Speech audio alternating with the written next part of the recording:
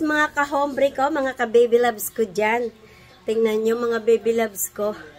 Ayan, ang oras natin ay 10:33 ng gabi mga baby loves.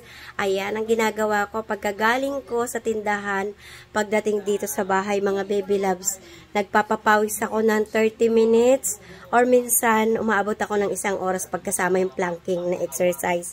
Pero minsan, depende kapag inaantok na yung mga anak ko, at si Daddy Louie, sasabihin niya gabi na, depende. Kasi ngayon ginabi kami dahil may deliver kami kanina. Kaya natagalan kami pumunta rito. 10 o'clock na kami dumating. Kaya, ayan.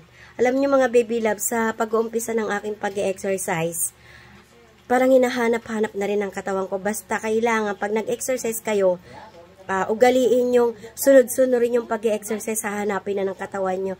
Ayan, tingnan nyo mga baby loves, oh. O, diba? Parang nababawasan na yung aking mga toxic. Ayan, mga butil-butil yung aking pawis, mga baby loves ko. Tingnan mo. Ayan, naka 200 pa lang akong step sa treadmill, mga baby loves ko. Kailangan, araw-araw yan, kailangan 500 or more pa. Minsan, 550. Yan, sinusobrahan ko talaga, lagi.